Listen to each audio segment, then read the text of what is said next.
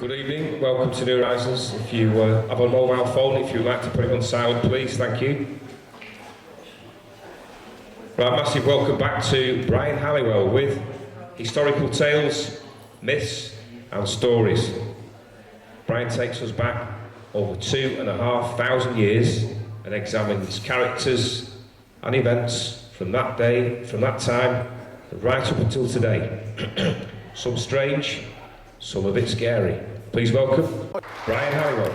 Thank you very much, Rob. Thank you very much. And can I just check that everybody can hear at the back? Yeah. Right, thank you very much. And it is a pleasure to come back. And as I was mentioning it to one or two others before, 10 years has passed, over 10 years has passed since I first came here actually doing talks. I came here about 10 years ago, which was about 2004, maybe 2005, and I did a talk called The Women Pirates. And I think you were here, Rob, that night. I think you were, and Chrissy was here. Yes, John was here. There was only about 12 turned up. The reason being, it was a very foggy night. Nobody could get here. I was lucky to get here, but about 12 hardy souls got here, and that was the first talk I ever did here, The Women Pirates. And then later on I did a talk on the world of synchronicity, which we were just having a chat with one of the chats before, the world of synchronicity. Then we did the Magicians of the Golden Dawn, the life of Aleister Crowley, that we just had a discussion about, good turnouts for that, the Philadelphia experiment, the Mothman. So in other words, over the last 10 years, I've done about 6 talks here. But tonight, really, it's time for something completely different, really. Something completely different, because this talk, the historical tales, myths and stories, really has its origins back in 1994. Because round about 1994, that's when I started studying the ancient world. And I got so keen on the ancient world and ancient history, I finished up taking a degree in it. I got a BA degree, and very proud I was to get it. Hard work, but very proud. In other words, studying the classical world, the Greeks and the Romans. And I don't know whether you know this, but when the Greeks defeated the Persians in the 5th century BC, it just about started our Western civilization. Because if the Greeks hadn't won, our destiny would have been so different. Because the Greeks, they brought us art, democracy, philosophy. We learn a lot from the Greeks and the classical world and the Romans. And believe it or not, we got the joke from the Greeks and Romans. We learnt to laugh at jokes from the Greeks and Romans. That's where we got jokes from, the classical world. And people don't believe this, but we did. We got jokes from the ancient world. We inherited jokes from the classical world. This joke I'm going to mention now, and when people talk about cracking jokes and somebody says, well, that's an old joke, this really is. This joke is 2,500 years old. You are very privileged to listen to it. I'm not saying it's a good joke, it might be a rubbish joke, but it's 2,500 years old, this joke. And it's just like the old jokes that people used to tell about the Englishman, Scotsman and Irishman. It involves a barber, a ballman and a professor who go on a long journey which involves camping overnight. And when the ballman and the professor go to sleep, the barber, just for a bit of a laugh, decides to shave the head of the professor. He has his little machine, he cuts all his hair off, leaves him bald, then for a laugh he gives him a nudge. The professor wakes up, he feels his head, he yawns, he says, you idiot, you've woke up the bald man instead of me. That speaks volumes on what these people used to listen to 2,500 years ago. This second joke I'm going to mention now comes from the oldest joke book in the world. 265 jokes in it. It was written in Greek. I wish I could get my hands on it. I've got a few jokes from it. And it was published around 284 AD, in the 3rd century. Oldest joke book in the world. And many jokes in it. This particular joke is a simple doctor and patient joke. Been doing doctor jokes ever since. When this patient says to his doctor, doctor, when I wake up in the morning and get up, he says, I'm a bit dizzy for about half an hour, then I'm okay. What do you think I should do about it? And the doctor ponders this for a minute and says, well, why don't you just stop in bed another half an hour? Common sense. That's what they used to laugh at in the ancient world. And when we talk about mother-in-law jokes, Les Dawson doing mother-in-law jokes, and I've done talks on Les Dawson over the years. Mother-in-law jokes, you can trace them back to ancient Rome. I have got an old book that I was studying at the time when I was doing the degree from the Roman times, and there's a snippet in that book that mentions a 1st century Roman satirist by the name of Juvenal, who is said to have rocked his audience when he said, "Give up all hopes of peace while your mother-in-law is still alive." That's 2,000 years old. So in other words, we do learn a lot from the Greeks and the Romans. And those are 3 very old jokes, and they literally are old jokes, dragged up from the ancient world. And when we talk about the Greeks and Romans, we do learn a lot. And as I'm sure that we all know and remember, the Romans were here in Britain for about 400 years before we finally got shut of them around about 410 AD. Finally got shut of them. And when you think that a lot of generations of people actually knew nothing else but Roman power. They were born, they died, others were born and died, all they ever knew were Roman power. But eventually we finally got shut of them around about 410 AD. And as I'm sure we can all remember from the old school days, all this started with Julius Caesar. When Julius Caesar came here twice to Britain in 55 and 54 BC, but as I'm sure we can all remember from school, he did not conquer Britain. It's amazing how many people think he did. He came twice in 55 and 54 BC, but he did not conquer Britain. Did not conquer Britain. And just a little fact I wanted to get clear in your minds. But the thing is, Julius Caesar did come twice, he didn't conquer Britain, and I want to dispel another myth about Julius Caesar. Julius Caesar was never a Roman emperor. Amazing how many people think he was. You listen to these documentaries on the television, and sometimes they'll say Julius Caesar, Emperor of Rome. You can read learned articles about Julius Caesar and the ancient Romans, and they'll say Julius Caesar, Emperor of Rome. I go to the Walker Art Gallery in Liverpool many times because I love the old paintings. I don't bother driving, I just catch the train from Preston to Liverpool. I get off at Lime Street, I walk across the road, and the Walker Gallery is there. 5 minutes walk across the road, big 3-storey building. I go in and look at all the great paintings. I have a cracking day every time I go. When you go in the Walker Gallery, walk up the steps towards the reception, on the right is a room full of old sculptures from the ancient world. It's worth visiting. There's all these marble sculptures, and there's all these statues, and there's all these busts of the Roman emperors in that room on the right. All the Roman emperors, and on the wall, on the right side, there's a bust of Julius Caesar. And outside it says Julius Caesar, Emperor of Rome. I was staggered when I first saw it. I thought, there's thousands of people coming here, read that, and then think Julius Caesar was an emperor of Rome. And I think next time I go back, I'm going to tell somebody, because otherwise they'll always keep believing that. So when next time I go, I'm going to tell one of the attendants, excuse me, that is wrong. So in other words, Julius Caesar was not an emperor. Julius Caesar had been a dictator for 10 years. Just to remind ourselves from the school days, Julius Caesar was a dictator for 10 years. And he didn't hide the fact that he hated the Republic. He reported to a Senate body. He had a lot of power because he was a powerful general, and he was getting too much power, and this is why he was murdered in 44 BC by the senators. They stabbed him, he was getting too much power, and they got rid of him. And he died in 44 BC. And when Julius Caesar died, lots of people then tried to get the top job. They moved in, all sorts of top generals, wanting to fill his shoes and get the top job. And to cut a very long story short, it basically came down to 2 men. 2 men. Julius Caesar's great nephew, the young 18-year-old Octavius, who was known as Octavian, and Mark Antony. Mark Antony. So these 2 controlled the Roman world. They decided to split the Roman world in 2. Octavian, the young 18-year-old great nephew of Julius Caesar, took the west, and Mark Antony took the east. And as I'm sure, as we all know from school, Mark Antony wanted to carry on his campaigns in the east, and to do this he needed the strength of the Egyptian forces. So he teamed up with Cleopatra, which was his greatest mistake. So in other words, they became an item, as I'm sure we know. Mark Antony and Cleopatra, they finished up having children. But if Cleopatra had come back to Rome with Mark Antony, she would have had a big seat in power in Rome. People didn't want a foreign woman in power.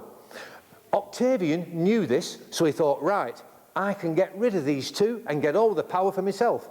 So the young Octavian waged war on Mark Antony and Cleopatra in the Battle of Actium, just off the coast of Greece in 31 BC, and the result of that was he defeated Mark Antony and Cleopatra. In one swoop, he defeated them. And the result of that was, as I'm sure we all can remember from school, Mark Antony and Cleopatra committed suicide. So this left this young 18-year-old man ruler of the Roman world, and he eventually became Augustus, and he became the first Roman emperor. So in other words, when Julius Caesar was killed, emperors were 13 years away in the future. And I just thought I would mention that and clear up any misgivings about that. The number of people who said to me he was an emperor and he wasn't. 13 years in the future, emperors, when Julius Caesar was killed. Just thought I'd clear that up. So this young 18-year-old lad became master of the Roman world, and he became the first Roman emperor, Augustus, and he ruled for 40 odd years. But we can thank Julius Caesar for one thing. When you study the ancient world here in Britain, and I'm sure some of you might have studied it, you've got to study coin evidence and archaeology, because the ancient Britons did not write anything down. Unlike the Greeks, unlike the Romans, the Egyptians, where you've got plenty of sources, here in Britain, we did not write anything down. So to study the ancient world, you have to study coin evidence and archaeology. I was studying all this because I was trying to discover who was the leaders here in Britain just before and after the Roman occupation, in order to do a talk at a university. I was trying to get the names of the people who ruled here all those years ago. Painstaking task. And it was while I was studying the ancient world here through coins and archaeology, I did make an amazing discovery. I found out the name of a king who ruled here between 95 and 65 BC, here in Britain. The name of a king, and I found it by accident. Does anybody know who that king might be? I just thought, sorry? No, it wasn't. And I just thought I'd mention it because when I was first doing what became a talk about the ancient kings and queens about 12 or 13 years ago, in Billings history, I had a big crowd in that night, and I mentioned about this early king who ruled here between 95 and 65 BC, and I asked that question to the group, massive crowd, to the question to the group, anybody know who the name of that king is who ruled here between 95 and 65 BC? And a little fella at the back put his hand up. And I thought, well, this is good. Somebody in Billings knows his history of Britain. I said, you know who that king is who ruled here between 95 and 65 BC? He says, yes, I do. I said, who was it? He said, old King Cole. Everywhere you go, you get a comedian. You get a comedian. And I said, it's a true story, so I said to him, I said, well, actually, old King Cole was a close contender for the job, but because he was looked on as a merry old soul, and a merry old soul was he, they decided he wasn't taking the job seriously enough, so they give it somebody else instead. And that somebody else was a man called King Diviciacus. I'll say that name again. King Diviciacus. Took me years to find it, and you've got it already. Already you've learnt some important information. When anybody talks about ancient kings, you can say, King Diviciacus ruled here between 95 and 65 BC, somewhere around that time. King Diviciacus. And we know his name because Julius Caesar told us. In his war commentaries, which was a series of 7 books, he wrote and published around 46 BC. I was studying these books to try to find these important names. And by accident, I just found this name in book 4. It started me off. Book 4, only about 3 lines, which you can easily miss. And I spotted it. And it said, a Gallic ruler ruled here in Britain as well as in his homeland. People remember him as warlord, King Diviciacus. So there it was, that name, after I've been searching for ages, and I found that name, and that started it off. And then for about 10 years, I pieced it all together in what became the kings and queens talk about these early rulers. But I found that name out, and that started it all off. King Diviciacus. And once you've heard that name about 3 times, you never forget it. You've got it now forever. It's up there, and I'm sure you won't forget it. King Diviciacus. And those books that Julius Caesar wrote, those 7 books, his war campaigns, was the Gallic Wars. All about his campaigns in Gaul round about 57 BC and his conquest of the Gauls. And then, as we said before, then he turned his attention to Britain, and he came to Britain in 55 and 54 BC, but he did not conquer Britain. Various reasons why he didn't, but he didn't conquer Britain, and we'll not go into that.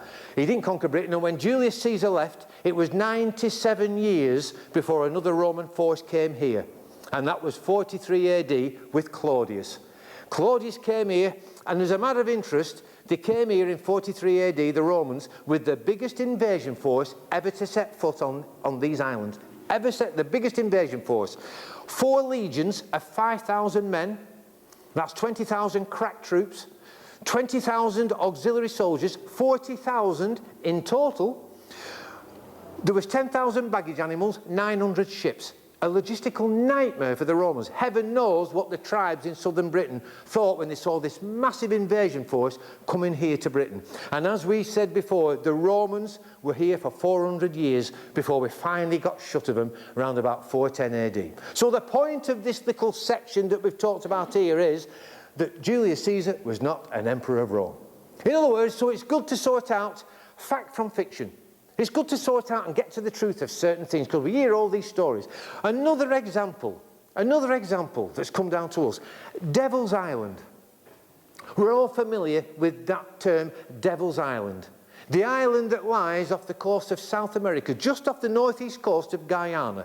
I have sailed past Devil's Island, that little island that lies off the northeast coast of South America. Devil's Island, that name, it just conjured up an image of a penal colony that housed some of the worst and most violent criminals known to mankind. That name, Devil's Island, just about conjured up images of evil-smelling swamps, sadistic guards and harsh punishments. And we have these images because of books and because of films. Ever since Lionel Barrymore, the Hollywood actor, escaped from Devil's Island and trudged through the swamps in that 1936 film, The Devil Doe, others have made films about Devil's Island Prison. Has anybody ever seen that film, Devil Doe, 1936? Very rarely on. I saw it with my mum and dad when I was a little lad. It's on very rarely. All I can say is if it's ever on, The Devil Doe with Lionel Barrymore, watch that film about the Devil's Island Prison. The famous prison, Devil's Island, fostered other films starring the likes of Boris Karloff, Clark Gable, Humphrey Bogart, Steve McQueen in Papillon. Has anybody seen Papillon? Yeah. Everybody must have seen that film. Used to be on every Christmas. Steve McQueen, Papillon. That film showed us the horrors of the Devil's Island Prison, did it not? Yeah. That showed us the horrors, how horrible it was. But when we watch films like that or read any books, we should always ask the question, is it fact or is it fiction? Is that what it was really like? Because in truth, the image that's come down to us about Devil's Island is a false one. The opposite is true. Devil's Island, this notorious prison, was more of a paradise than a prison. This island that lies off the northeast coast of South America had been a prison since about 1856 to about 1942. It was open almost 100 years. And it got its name Devil's Island not because of the conditions in the prison, but because of the vicious currents surrounding the island. And the island was only very small, about 1 square mile in area, so logistics shows it only ever held a few prisoners at any one time. In fact, it only ever held about 12. And brutal guards, sadistic guards like it shows in the film, there weren't any brutal guards, because the best security on the island was the vicious currents surrounding the island, and the sea was shark infested. The conditions in the prison was more than reasonable. Each prisoner had his own cabin and his own possessions. He had a little vegetable plot so he could dig and plant and grow his own food. And when a prisoner sat down to his evening meal, he was allowed a glass of wine. They could go for walks round the island whenever they wanted. Sunday strolls were regular. The prisoners were given fishing tackle to while away the hours. They had regular meal and regular health checks. In other words, they had a reasonable life, if not a good life. And I know that some of you were thinking, he's having us on. When I did this talk in Liverpool, 10 years ago, whenever it was, everybody were roaring with laughter. They thought I was pulling their leg. They thought I were having them on. Everything I'm telling you is true. These prisoners had a reasonable life, if not a good life. The only thing they liked was freedom. So what prompted such lavish attention? The secret of Devil's Island, the prison, is in the type of prison it was. It was a political prison. And it only ever held political prisoners. Like an Alfred Dreyfus, who was a French Jewish army officer who was stitched up by his own high command on charges of treason and espionage. And governments knew only too well that today's villains might be tomorrow's heroes. So the golden rule was, don't make any martyrs, keep the men healthy, feed them up just in case. So what of Henry Charrier, Papillon? He was nothing but a thief and a pimp. Why should the government pamper such a man? The people associated with the Devil's Island prison, the people who used to work there at the Devil's Island prison don't remember anybody called Henry Charrier being on Devil's Island. Nobody ever remembers anybody called Papillon. And when you saw Steve McQueen jump off the cliffs with the 2 barrels under his arm to float away in the shark-infested sea, nobody ever remembers anybody jumping off a cliff with barrels tied under their arm. In fact, there are no recorded escapes on Devil's Island, because once prisoners got to Devil's Island, they didn't want to leave, because they had a better life in that prison on the island than they would have back home as some petty criminal in some hovel. And the weather was fantastic. It was hot and sunny all the time. So once these prisoners got to Devil's Island, it was like living on their own island. Hot and sunny, nice and cushy. They never wanted, so there were no recorded escapes. But with a name like Devil's Island, the imagination runs riot to what might have been. In other words, there is money to be made in the alternative view of fantasy and horror. Create another image and you can make money. In other words, he wants to watch a feature film about an ordinary prison. But Devil's Island, the imagination runs riot. Oh, we can watch a great film here, and there's money to be made in fantasy and horror. That is the secret. So in other words, books and films are not necessarily there to educate, they're there to entertain sometimes. So when we all saw Steve McQueen in solitary confinement, remember that? When he's, for some misdemeanor, he's sentenced to solitary confinement. And you see Steve McQueen on his hands and knees, scratching around the prison floor. He's not been fed, so he's haggard and gaunt. Remember that? His teeth are falling out because he's not fed proper. And he's crawling along the prison floor looking for cockroaches, so he can squeeze the cockroaches up into his mug of water to make insect soup. Do you remember that? When he's breaking the cockroaches up into his water so he can drink insect soup. We should have seen Steve McQueen sitting down to roast beef and 2 veg, washed down with a glass of red wine. That's what we should have really seen. But you see, that was the film, but that's what we should have really seen. So in other words, you've always got to ask, is it fact or is it fiction? Even now, I've had discussions in pubs about Devil's Island. I hear people say, Devil's Island, harsh, horrible prison, because we saw the film Papillon.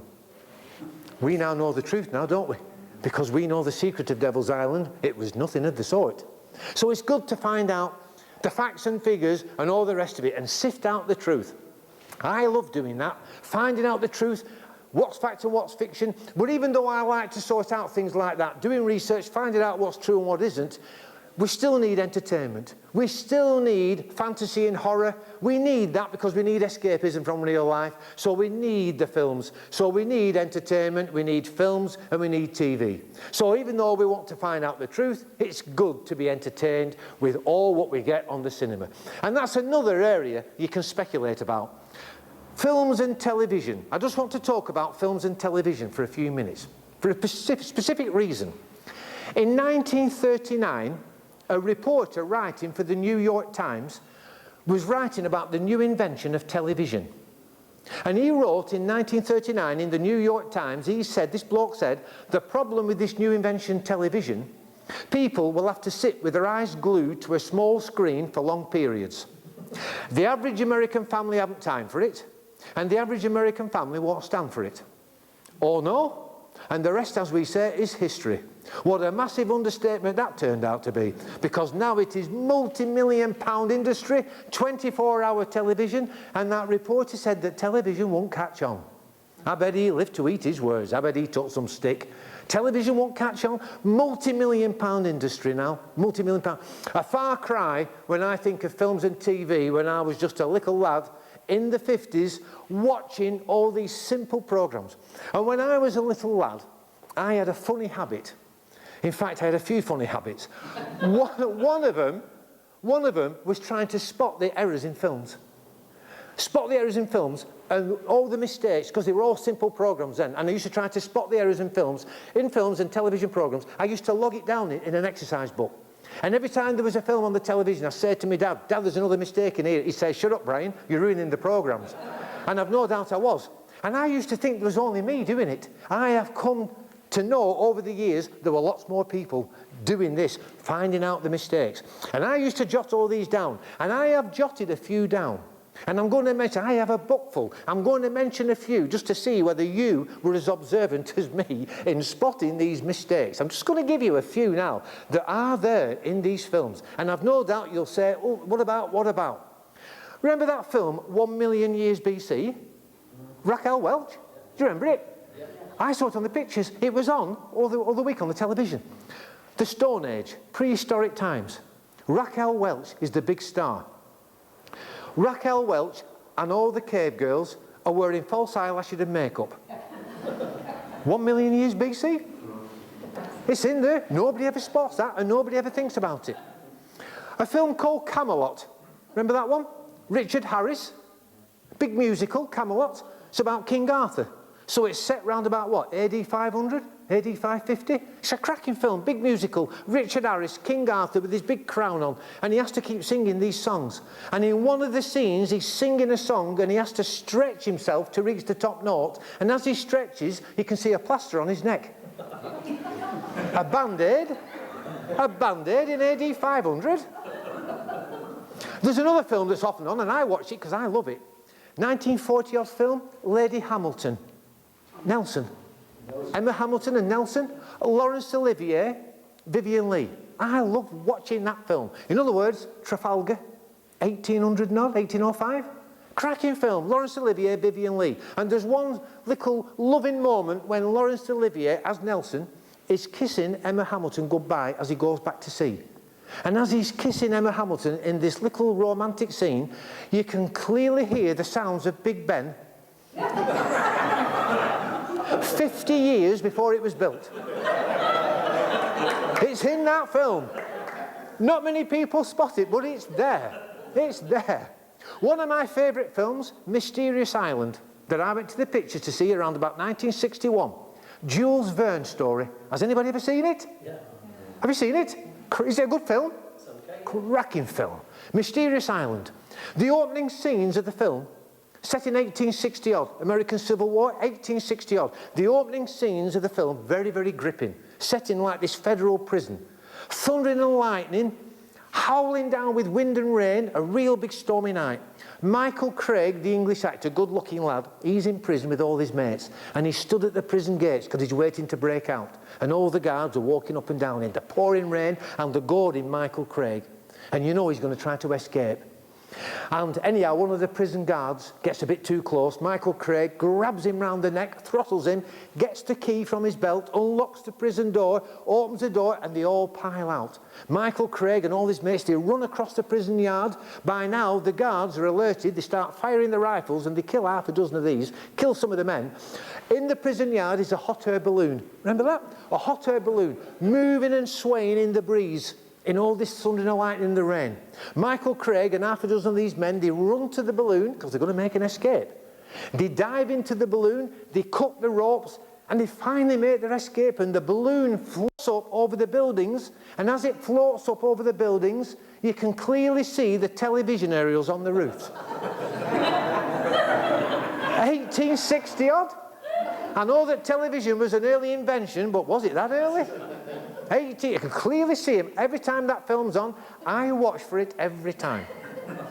Another film I like watching, Alfred Hitchcock films. North by Northwest. It's on all the time on Turner Classic Movies. Cary Grant, Eva Marie Saint. Has anybody ever seen it? Good film, innit? Alfred Hitchcock, can't beat it. Cracking film.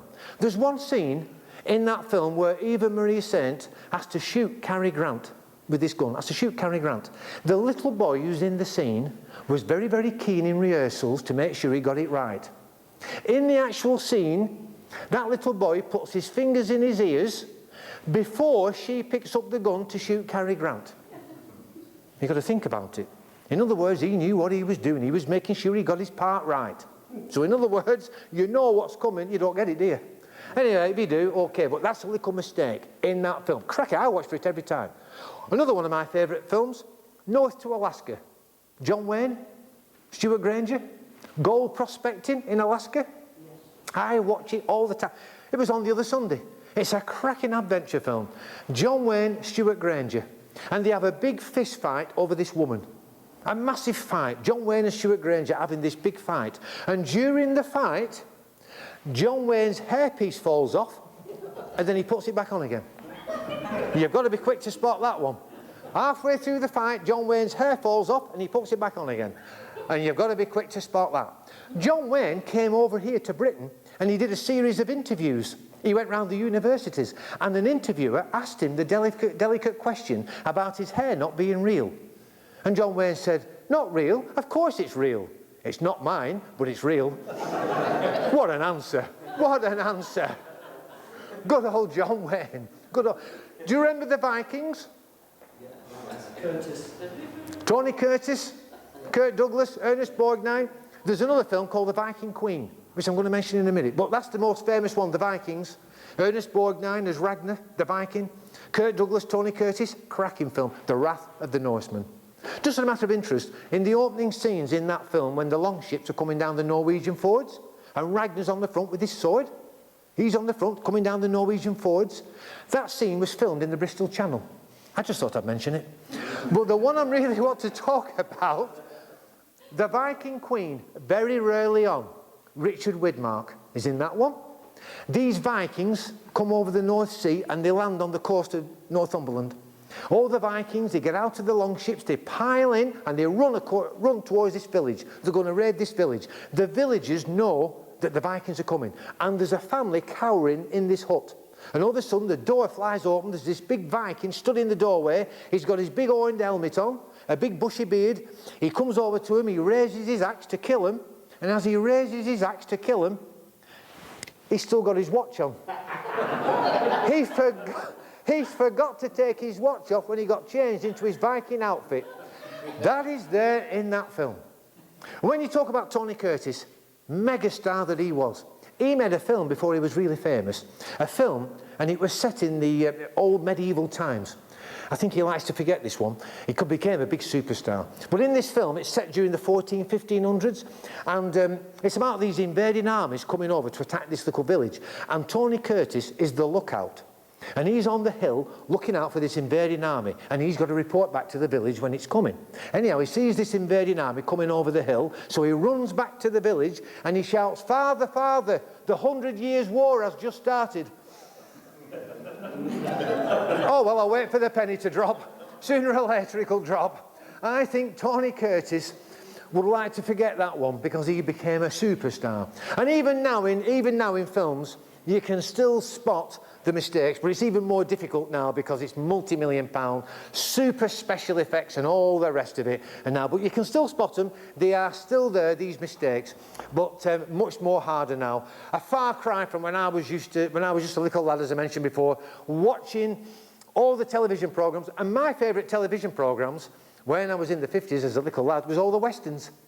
I used to watch all the cowboy and Indian films because I used to like watching Roy Rogers.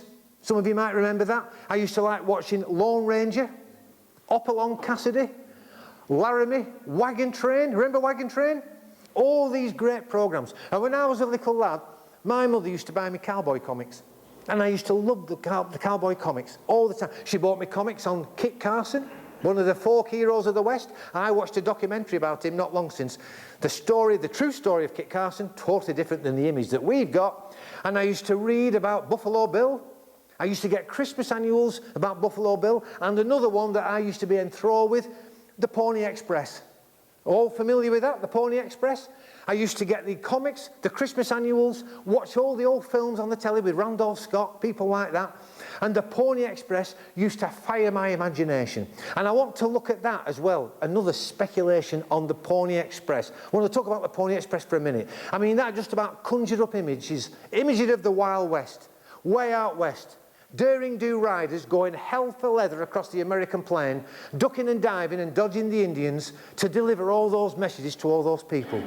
But when you look at the Pony Express in detail for what it actually was, the Pony Express was formed in 1860 and it consisted of what is known as relay riders. It was known as the galloping service, but it consisted of what is known as relay riders.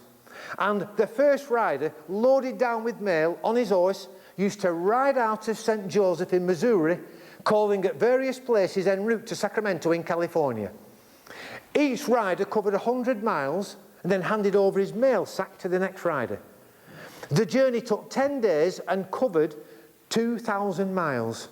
What I never realised when I was reading these rip-roaring adventure stories in the comics and the Christmas annuals and watching the old films on the television with people like Randolph Scott, what I never realised when I was reading these stories, that one of the pioneer riders of the Pony Express was a bloke from Preston, just down the road. A bloke from the northwest here was one of the pioneer riders of the Pony Express. And nobody ever realises that. A bloke who lived in Preston was a pioneer rider of the Pony Express. And his route to the Wild West started 20 years before, in 1840, when Brigham Young, the Mormon missionary, came over to Preston looking for new recruits into the Mormon faith. And Brigham Young came to Preston in 1840. He stayed about 2 weeks. And then he left and left it to his other people. And the Dobsons of Preston were converted to the Mormon faith alongside a lot of other families from the Penwitham area of Preston. And I've only just found out recently that Mitt Romney, remember Mitt Romney, that big tall American who was going for presidency, he was going for the president's job against Obama, that big tall fella with a black hair, the Mormon, Mitt Romney. I've only just found out recently that he's descended from those Penwitham families in 1840. I never knew that. And once these families had been converted to the Mormon faith, they got baptised down at Avon Park in the River Ribble, which is all still there, down at Old Tram Bridge. And once they became baptised as Mormons, then their future lay way out west, over in America. And those first Preston families moved over to Wyoming as the first destination, before then moving overland, joining a wagon train, going over to the new capital, Mormon capital, Salt Lake City. The only problem for the Dobsons from Preston was they were poverty-stricken, and they couldn't afford a covered wagon. The only thing they could afford was an old handcart to put all their belongings on, and they wanted to trail that cart behind the wagon train to go all the way to Salt Lake City. So they asked the wagon master, and I've always wondered whether it was Ward Bond. Does anybody remember Wagon Train? Yeah. How many people remember Wagon Train? What a great show. Ward Bond, the wagon master. Does anybody remember Flint McCullough? Yeah. Robert Horton. He was the Indian scout. Good-looking fella, Flint McCullough. I remember when I used to watch Wagon Train, when he suddenly left. Robert Horton, as Flint McCullough, he left Wagon Train to go into musical theatre. He spent all his life singing in top shows and cabaret around the world, did Robert Horton, who used to be Flint McCullough. He started at the London Palladium, and I remember seeing that as a singer, and he's still going and he's still performing. He's 89 years old. 89 years old, Robert Horton as Flint McCullough. He was replaced in Wagon Train by Robert Fuller, who played Cooper Smith, another Indian scout. He's still going as well. He's about 80, still acting and still performing. But Ward Bond, the wagon master, was one of my favourites. But he suddenly dropped dead in 1960 of a heart attack. He was only 57. He was one of my favourite actors, was Ward Bond. I love watching all his films. But he suddenly dropped dead in 1960. He was only 57. Bad heart had Ward Bond. And he was replaced by John McIntyre. John McIntyre was a great actor, did a great job in Wagon Train, but I always preferred Ward Bond. Always preferred Ward Bond. But the thing was, the Dobsons wanted this little old wagon that they put all their belongings on, and to trail behind the wagon train that was actually run by Brigham Young. He led the wagon train, not Ward Bond. And he had to basically, the Dobsons had to basically carry that barrow and walk all the way across the American plain behind that wagon train to get to the new Mormon capital, Salt Lake City. What a journey. Walking it took months. What a task that was. And I've always wondered and thought, all this came about due to the new Mormon faith that, as I'm sure some of us know, was started by Joseph Smith from Vermont, who Joseph Smith always said in 1823 he had this vision of an angel that was called Moroni, and this angel told Joseph Smith to go and find this set of golden plates that was buried in a hillside in New York State, and that when he found these golden plates with all these inscriptions on, he had to keep them hidden for 4 years. Joseph Smith went along and dug for these plates, and he found them in this hillside in New York State, found them and brought them back, and apparently he showed them to 11 people to prove that they existed. these sets of golden plates with all these ancient transcriptions on, and 11 people claimed that they saw these plates. After 4 years, Joseph Smith then, he translated those plates into what became the Book of Mormon and published it in 1830, when Joseph Smith was only 24. What a task for a 24-year-old to translate all those gold tablets into what became the Book of Mormon. A mammoth task. Got to admire him for that. But 14 years later, Joseph Smith, he was shot dead. He was killed when he was running for president, and he was only about 38. But Brigham Young, he was the main man after Joseph Smith, and he was also from Vermont, and he became a Mormon in 1832. And he was the mastermind behind the mission to Britain to look for new converts. And the first contingent of Mormons came over in 1837 to Liverpool, and then they swiftly moved on to Preston in 1837. And the reason they came to Preston, I mean, the leader of that group was a man called Heber Kimball, but one of the group had a relative in Preston, and that's why they came to Preston in 1837. And there was 9 people converted to the Mormon faith.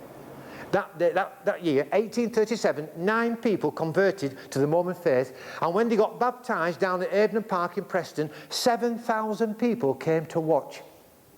It must have been like a football match. 7,000 people came to watch those 9 people become Mormons. And little did they realise in 1837 they were making history, because those first 9 people to be converted to Mormons were the first people to be converted by the American missionaries into the Mormon faith, and who would take part in the biggest wagon train trek going across land looking for the promised land. The first converts, and Brigham Young would lead that wagon train. He came over, as we said, in 1840 to Preston, and he converted the Dobsons, various other families, and he also claimed, Brigham Young, that he converted over 9,000 Britons to the Mormon faith. Brigham Young claimed he converted 9,000 people to the Mormon faith. Unbelievable, unbelievable. But back in America, the Mormons, due to one reason or another, had to find somewhere to live. They were being hounded by all sorts of people. So this is why they made that massive wagon train trek right across America to find new land to set up base, basically. And that wagon train, every family had to get a wagon, a covered wagon, and prepare for that journey, which started in Illinois in 1846. And eventually they got to what became Salt Lake City in 1847. What a nightmare journey that was. 15,000 men, women and children made that trek, 1,500 miles. A nightmare journey. Lots of people died. It was over through the mountains, bad weather. People starved, Indian territory. It was a nightmare journey. It was Brigham Young, the force of his personality, that forced them on to the promised land. Even the wagon trains that went across land had the Indian scouts, just like at Flint McCullough in wagon train. They had Indian scouts to get them through the mountainous territory. One of the main scouts at the time, in those times, leading the wagon trains, was a man called Jim Bridger. Has anybody ever heard of Jim Bridger? You can't beat all this knowledge, can you? You can't beat. Jim Bridger was an amazing man. He was a mountain man, and he discovered the Great Salt Lake Valley. He discovered it in the 1820s. Jim Bridger roamed the mountain passes for years. He couldn't read or write, yet he could speak 11 languages. Jim Bridger could speak French and 10 Indian languages, because he lived with the Indians. The Indians accepted him, and he even had 3 Indian wives, did Jim Bridger, and this is why he could speak all these languages. And he was one of these people that helped the wagon trains to go across overland. It was a massive task led by Brigham Young. It was an exodus across the desert, just like an exodus in the desert. Brigham Young was called the Lion of the Lord, Brother Brigham, Mormon Moses. I don't know to this day how Brigham Young had the strength to do it.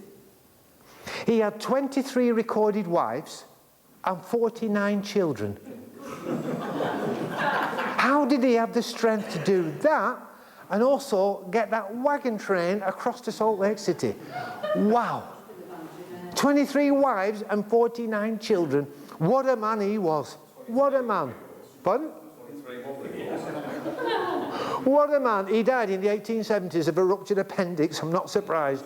I am not surprised. And he was about 70 odd.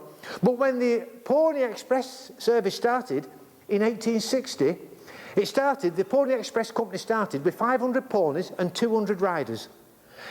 And the riders who were recruited were not allowed to swear and not allowed to gamble. Each Pony Express rider was issued with a Bible, a rifle and a shotgun. And the Pony Express company wanted good recruits. So Mormons were ideal candidates because they didn't drink, they didn't gamble. Ideal candidates to sign on as Pony Express riders. And Salt Lake City was slap bang in the middle of the Pony Express route. So in other words, Mormons were ideal. Thomas Dobson from Preston signed on at 19 on $50 a month alongside Buffalo Bill.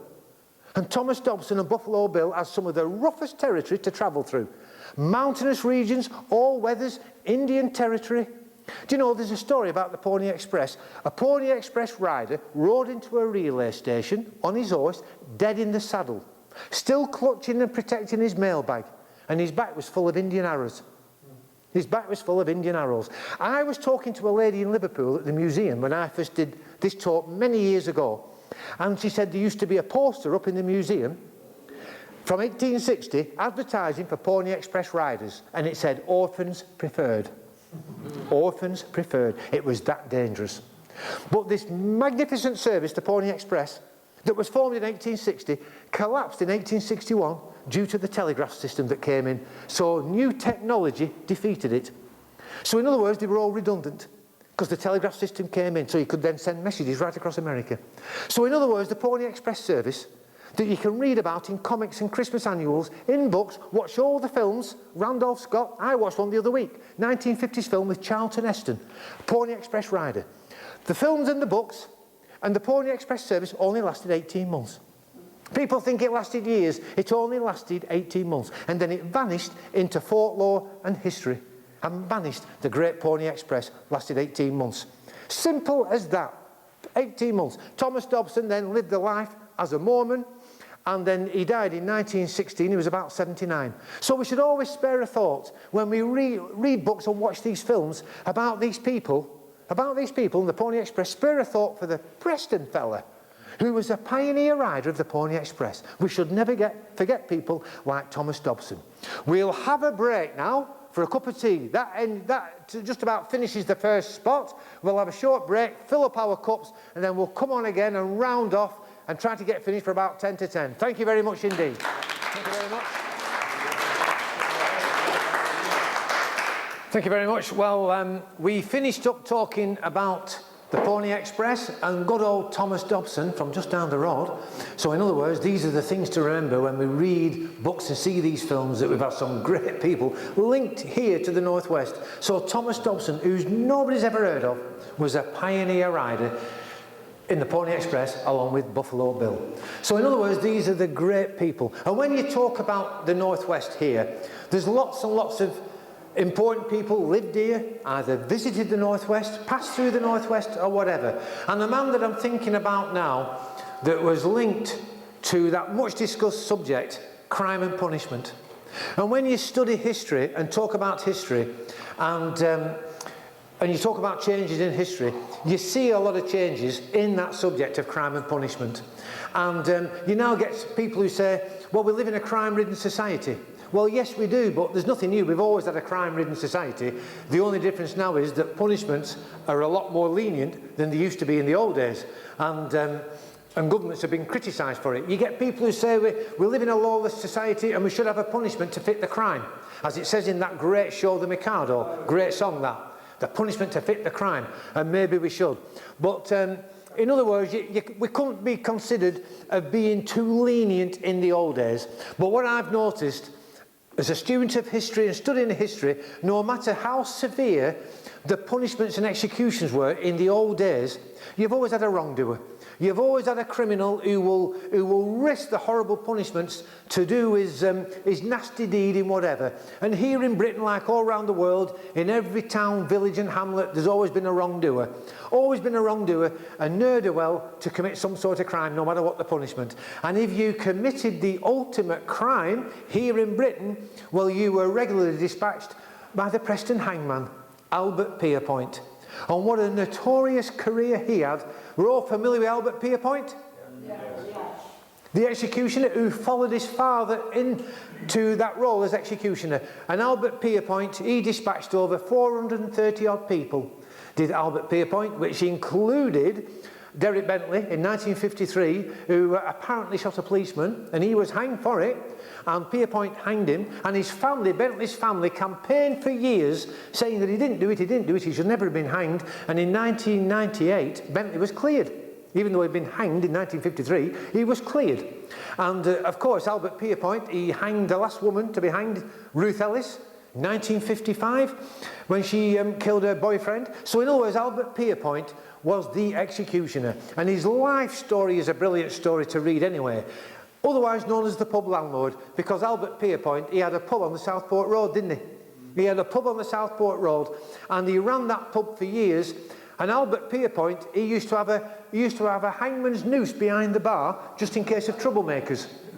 Just in case you had to string one up at the end of the night. So he had that for years. But even, I'm thinking of somebody before him, really, because when you think that years before that, I mean, they couldn't really be considered being too lenient, not like they are now, because in the old days, you could have your hand cut off for stealing a loaf of bread, you could be boiled, burned and beheaded.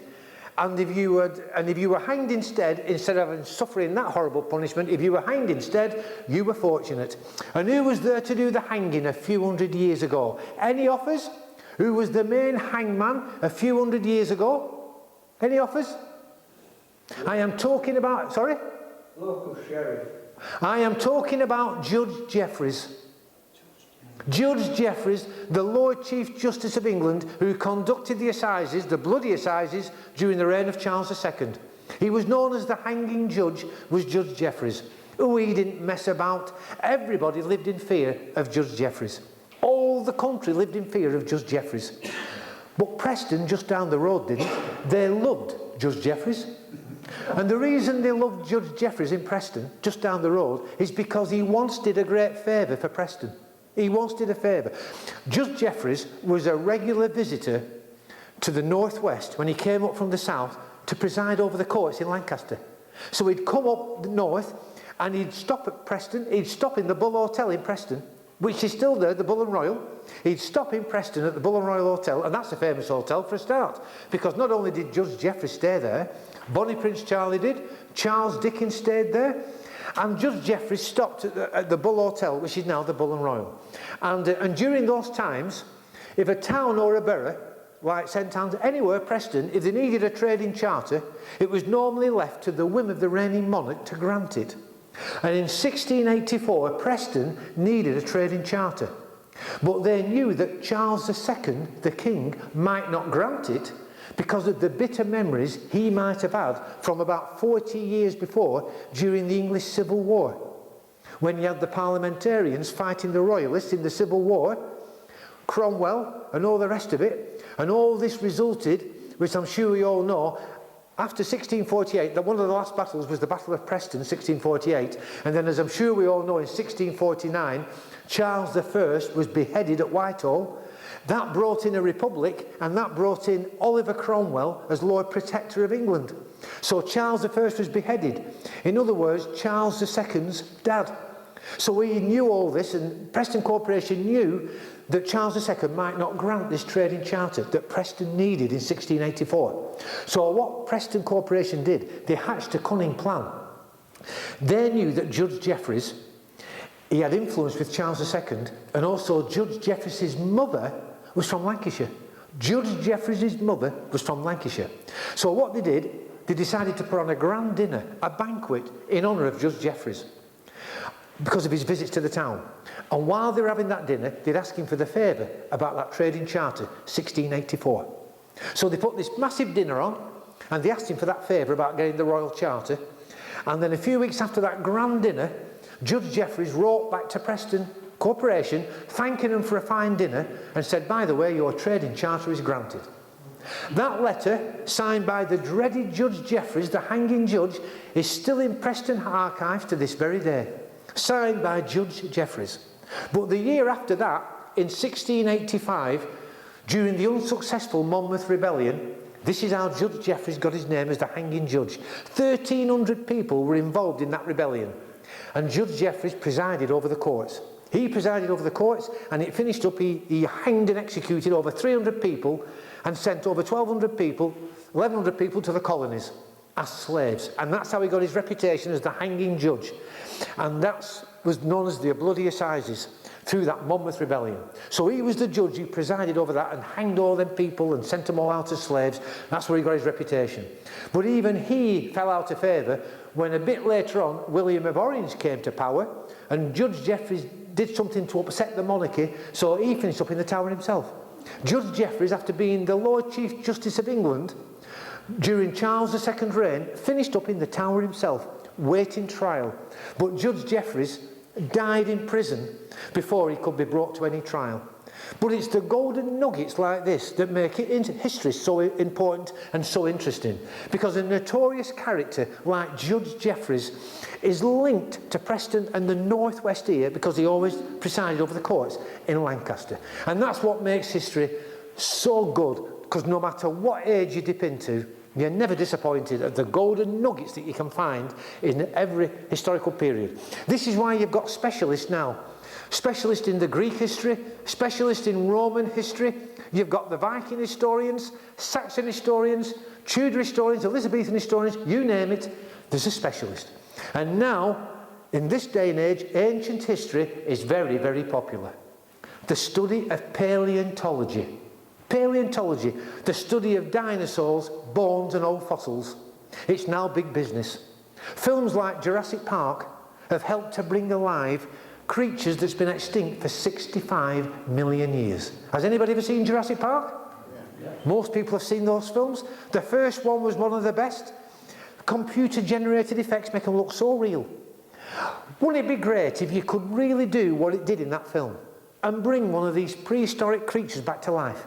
Wouldn't it be great if you could do it? These that's been extinct for 65 million years. Wouldn't it be great if you could bring a T-Rex back and see it running around the streets of St Anne's? Apparently Adolf Hitler did try to bring back the dinosaurs and use them against the Allies in World War II. I've heard that. Yeah. I have heard that. That's another tale for another time. But wouldn't it be great? Wouldn't it be great if you could bring a T-Rex back to life, just like in that film, and have it running around the streets around here? Would that be good? Would that be good or not? I think it'd be fantastic. Eh? I think it'd be fantastic. Do you know there's people now, there's historians now who study creatures that were alive before the dinosaurs. They study creatures that were around before the dinosaurs. And the beauty of it is, you don't need films like Jurassic Park to bring them all alive, because they are all around us. They're still alive to this very day. They said the T-Rex was actually covered in feathers, not scales. Oh, I've heard that and all. I've heard that. Sorry? Vegetarian clause in it. Sorry? A vegetarian clause. Yeah, T-Rex was a vegetarian. I've heard all the tales. I've heard all the tales, but I would love to see one. I would love to see one. But the thing is, the beauty of it is, that's just a film. Generated effects. But the point being, talk after.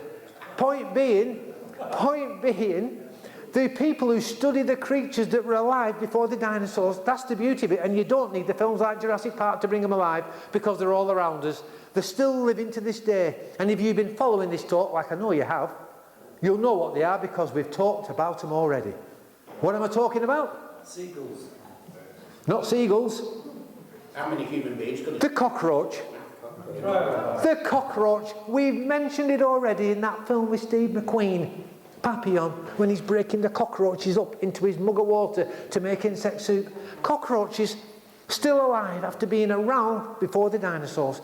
The most loathed creature on earth, the scuttling stuff of nightmares. But a cockroach, believe it or not, is one of nature's wonder survivors. One of nature's great creatures, far more reliable and far more resourceful than the dinosaurs. In 1978, when I stepped ashore in Mombasa off the cargo ship The Custodian, I knew something was afoot. As I walked down the gangway onto the dock, it was more like something was under my foot. It was like treading on eggshells, because I knew what I was stepping on when I stood on the dock side. It was me standing on and crushing cockroaches. They were all over the place. Because I was in the Merchant Navy in the 70s, and I worked for Harrison Line of Liverpool, and in 1978 we went to East Africa, and we arrived around Mombasa, and we had to queue up because all the ships were queuing up to go alongside. We anchored off, and for about 3 weeks we had to wait, and eventually we went in alongside in Mombasa. I was in the engine room bringing the ship alongside, and when we docked in Mombasa it was about 20 to 7 in the morning. We docked the ship and I came up, and it was a lovely sunny day, and I leaned against the ship's rail and I watched all the Kenyans unloading the ship. Fascinating it was that particular morning. Lovely sunny day, it was going to be scorching. Watched all the Kenyans unload the ship. And I remember as I was stood there with all my colleagues from the engine room, I noticed a big dark shape, and I thought where the sun was, that looked like a funny type of shadow, when the shadow should have been, say, over here. And all of a sudden that dark shape moved. And I soon realised what it was thousands of cockroaches on the move. They were all over the place, and they were on the ship, especially in my cabin. I soon learnt the golden rule when you join the Merchant Navy. I used to work in the engine room. I used to put on a white boiler suit, and then every morning, if I was on the morning shift, I put my boots on. But first, you give them a quick shake, because you could always guarantee there'd be half a dozen of these creepy crawlies come running out, scuttling over the cabin floor and vanishing into the nooks and crannies. I used to tell people when I got home, and people used to be horrified. They said, "Brian, how could you stand it?" How could I stand it? We shouldn't be horrified by cockroaches. We should be mesmerised. A cockroach, the cockroach has been around for 400 million years. Long before the dinosaurs came lumbering along. Long before. Remarkable creatures. Here in Britain, we only have these, inch long, inch and a half ones, browny black ones. But in some parts of South America where I've been, they grow to over 4 inches long. And when you think of the prehistoric age, everything was 10 times as big. So that lovable little cockroach would be about 1.5 foot long. Can you imagine that? About 1.5 foot long. But even though our cockroaches that we have, these little small ones, fantastic ability. A cockroach can run 3 feet every second, which is equivalent to an elephant running 200 miles an hour. They can twist and turn 25 times a second. And the key to this is breathing. A cockroach breathes through holes in its body, down the left and right side. And that's why it can move so quick, 25 times a second. A gymnast, in comparison, is moving with the agility of a shire horse. That's how good a cockroach is. They have super skills. A cockroach can see in total darkness because of the long antennae that come out of the head. At the end of the antennae, there's 2 little holes they use for smelling. So a cockroach doesn't need any eyes and doesn't need a nose. Unbelievable. And they do travel around on ships. And because they travel around on ships, the sailors, and they have a girl in every port. A cockroach has a girl in every port. A male cockroach can have between 5 and 6 wives. And each wife gives birth to between 300 and 700 young to one father. They're very prolific. So in other words, a cockroach lives life like an ancient pharaoh. Big king with plenty of children. Yet people say, we hate cockroaches, we don't like them. Pirates didn't hate cockroaches, pirates loved them. Does anybody know why pirates love cockroaches? No, they didn't eat them or make soup. They made other people eat them. Insubordinate ship's crews, insubordinate ship's officers, captured prisoners. A common pirate punishment was eating live cockroaches. On the wooden ships, they were big uns. And in the tropics, thousands of them on these old wooden ships. So the unfortunate prisoner had to eat a few of these cockroaches in a bowl, live cockroaches, these big uns. It must have been like eating a bowl of cornflakes without the milk. Oh, is that horrible? Is that horrible? Who thinks it's horrible? But you've all eaten cockroaches. You've all eaten cockroaches. Cockroaches are found in cocoa beans. And when the cocoa beans are crushed to make chocolate, the crushed roaches get into the mix. I drink hot chocolate every night. Well, I used to. Think of the protein. We use cockroach blood to colour our food, don't we? Cochineal. Cochineal. In Peru, they breed a special type of cactus to breed cockroaches to get cochineal, to colour our food. Unbelievable. How did we arrive at that one? And when we talk about food, cockroaches love a good dinner. And cockroaches never suffer from famine because a cockroach can eat anything. They can eat any old rubbish. They can eat rotting plants, leaves, dead cockroaches. If a cockroach dies, they don't bury it, they eat it. Waste not, want not. They can eat anything, can a cockroach. They can eat paper, cardboard, wood, leather and plastic. You name it, a cockroach can eat it. And if they can't find water to drink, to wash it down, they can even drink ink out of your fountain pen. That's how fantastic a cockroach is. And with this fantastic nourishment that a cockroach feeds itself and drinks, with this fantastic nourishment, a cockroach has developed one of the finest digestive systems in the animal world. Another little fact about cockroaches. A cockroach breaks wind every 15 minutes.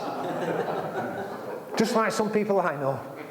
They never suffer from constipation, regular as clockwork. And people say, we don't like them. They don't like, they're dirty, they give us diseases, they're dirty, they spread diseases. It's not their fault. Because when we human beings see a cockroach, we want to stand on it and kill it. So they're forced underground, into the drains and sewers.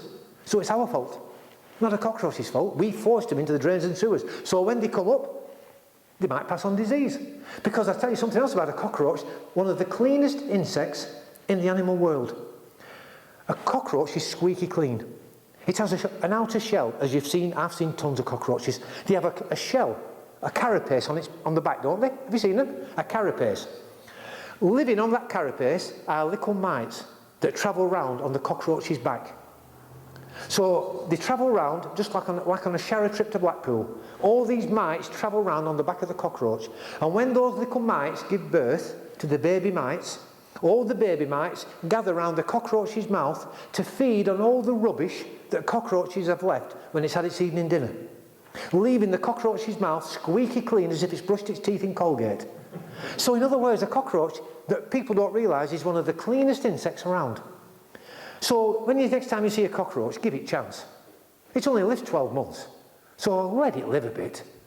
If I only knew what I knew in 1978, I would have trod more carefully.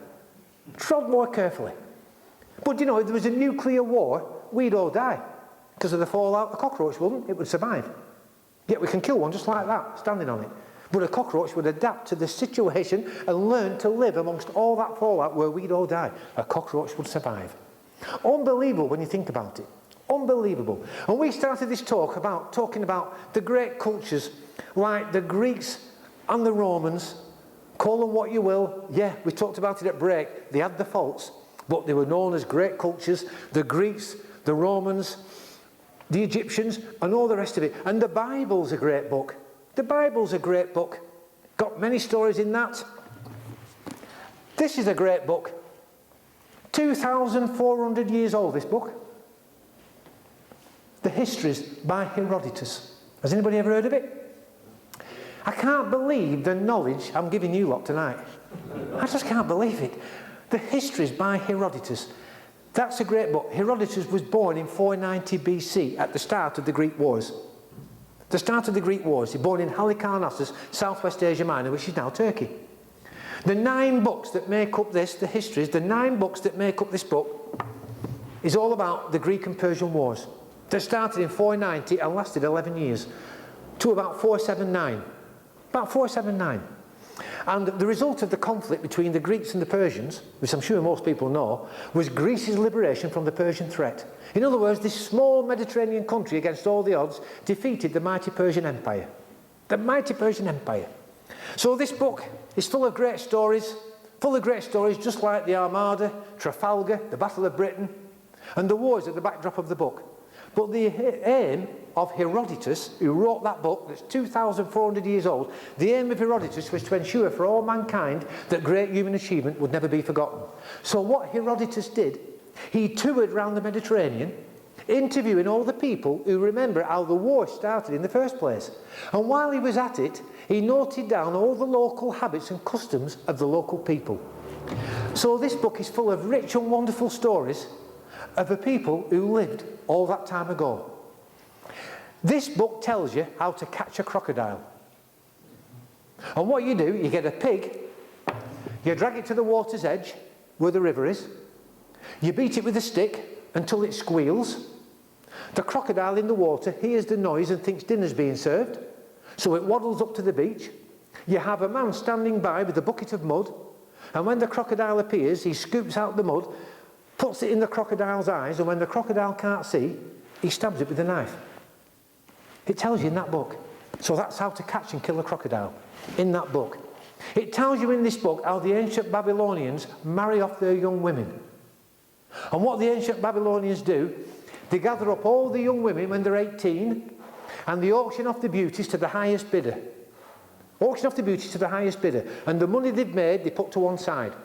And then they auction off the less attractive girls, and if they fail to raise a bid, they use the money from the beauties to act as a cash dowry to get rid of the ugly women. It's in that book. It also tells you how the Persians, how the ancient Persians retake drunk all the decisions they made when they were sober. And that's a great idea. If ever I've heard an idea, that's a great one. It tells you how the Egyptian women urinate standing up while the Egyptian men urinate squatting down. It's in this book. It tells you about the Gindanese tribe whose women wear a leather band around their ankles which indicates the number of lovers she's had. So each woman puts on a rubber band or a leather band round her ankle every time she's made love to a fella. So the woman with the greatest number of bands round her ankles enjoys the biggest reputation because she's been loved by the greatest number of men. That's in that book.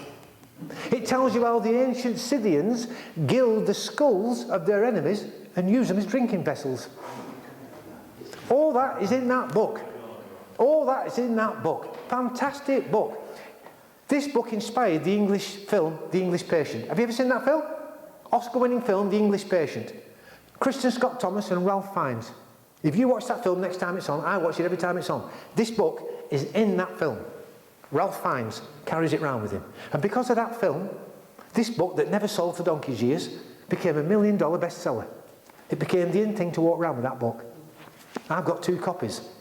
I'll not go into why I've got 2 copies, but I've got 2 copies. The histories became the in thing to carry that book. Fantastic. I heard what, so in other words, from the Greek world, you've got all sorts of sources. That's one of the finest books you can get. The histories, you can buy it anywhere. On the internet, dirt cheap now. That cost about £9 when I bought it, when I was studying the ancient world. Buy it for next to nothing now. The histories, great book. So we've got all these great cultures. I once heard somebody say, the Greeks and Romans, the Persians, the Egyptians, fabulous cultures, while we were scratching around in mud huts. That's not true, is it? No. You only need to look at Stonehenge. When I first saw Stonehenge, when I was just a little lad in a school book, I thought there was nothing to it, until I actually went to see it and realised what a fabulous monument it was. Fabulous monument. Because when you imagine an ancient tribe who would drag stones miles across hilly country, the size of a bus, weighing 40 tons, stand them up in the ground, go and get loads more boulders the size of stretched limos, more boulders, put lintels on and make a fabulous monument, and then stand back and wait 4,000 years and watch the puzzlement on modern people's faces as we all scratch our heads and go, how did they do that? What's it all for? I'm not bothered why Stonehenge was built, what the reasons were. I can't give a monkey's. It's the fact that we could build it that fascinates me, that we had that fantastic culture that could build those monuments, irrespective of the reasons. And I know that people have done talks here on Stonehenge and all the monuments. You can speculate all day on the reasons. I'm only bothered with the fact that ancient man here could build those monuments. I've been all around England, Scotland, Wales, the Orkneys, Shetland, looking at these great monuments. What an astonishing race we were all those years ago, the old races here in Britain. Fantastic. When we talked about the Romans before, at school, we were taught about Queen Boadicea. Does that ring any bells? We all taught about Queen Boadicea, who tried to kick the Romans out of Britain, AD 61, and she almost succeeded. We were all taught that at school. Yet there again, that wasn't a name, Boadicea. That was a name the Victorians give her. Her real name was either Buda or Boudica, and she wasn't even a queen. But that's another story altogether. But the woman who was the queen lived here in the north. Anybody know who the Queen was? The first Queen to rule Britain. Any ideas? Queen Cartimandua was the first woman to rule Britain. She ruled for 27 years. And she was a northern woman. She lived here in the north. She ruled for 27 years, from 43 AD with Claudius. And then she was defeated in battle in AD 69, defeated by her ex-husband, King Venutius. She was far more important than Boudica ever was. Far more important. I'll tell you another little snippet. I know we have to finish in 5 minutes. Time's rolling on. I'll tell you another one. So Queen Cartimandua. What a fabulous queen. The reason why she wasn't taught in schools, there's a very good reason for that, but we haven't time to go into it. That's another story another time. Queen Cartimandua. Another misnomer. Pirates and buccaneers. The number of times people say a buccaneer's a pirate and a pirate's a buccaneer. Does anybody believe that? That's wrong. A buccaneer is not a pirate, and a pirate wasn't a buccaneer either. Henry Morgan was king of the buccaneers. King of the buccaneers. Somebody once called him a pirate. He sued for damages, and they had to pay out. He won his claim because Henry Morgan was a buccaneer, not a pirate. Francis Drake, one of the great seamen of the British history, ransacked the Spanish Main for 30 years. He spent 30 years bringing back the gold back to the English coffers for the English crown. To the Spanish, he was called a pirate. They called him El Dragon. They wanted him brought to justice. Francis Drake couldn't be brought to justice. He was legalised to go and attack the Spanish ships. He was a privateer. He got letters of authorisation, letters of marque, to allow him to go and rob the Spanish ships and bring back the gold for the English coffers. The Spanish called him a pirate. What cheek the Spaniards have. They complained when Drake was robbing the ships of their gold, which they'd nicked from the Aztecs and the Incas. So they were nicking all that gold, then complained when Drake nicked it off them. That's a great book. Daniel Defoe's Adventure of Robinson Crusoe. Anybody read it? You must have all read that at school. Been going since school days. What? People call this the first adventure novel written in the 1700s. Some people say that was the very first adventure novel because fiction was just a non-entity in the early 1700s. Never been done. Daniel Defoe wrote that book and people call it the first novel. It's not really a novel because it's based on a true event. Because there was a man who was the real Robinson Crusoe, a Scottish sailor called Alexander Selkirk. He was the real Robinson Crusoe. And Daniel Defoe, the genius that he was, he bought the Selkirk story in 1712 from Selkirk, who related his adventures, and weaved a story around a real event. That was the genius of Daniel Defoe. All his books are based on real events. That's what Daniel, not many people realise that. Daniel Defoe, can talk about him all day, wrote stories around a real event.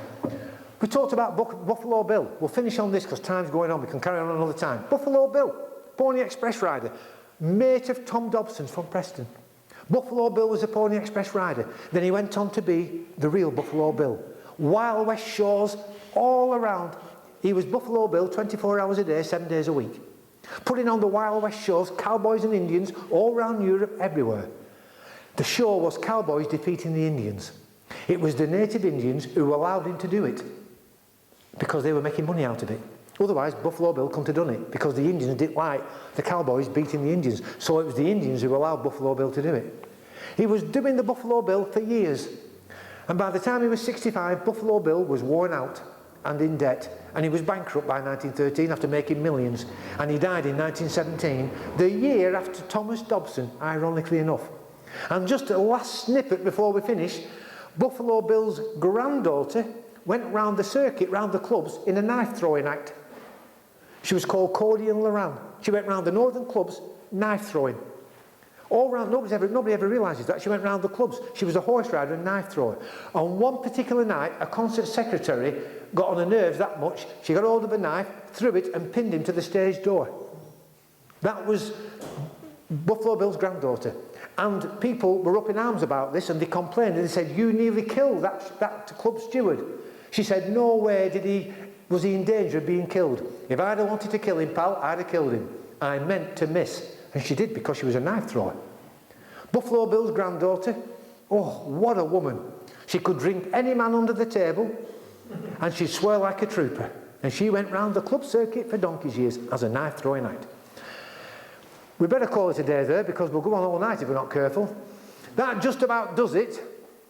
Ladies and gentlemen, thank you for coming out on a warm night when World Cup's on. I hope you've learnt something. I hope you found it entertaining. And all I can say is I'll see you on another talk at some future time. Thank you very much indeed.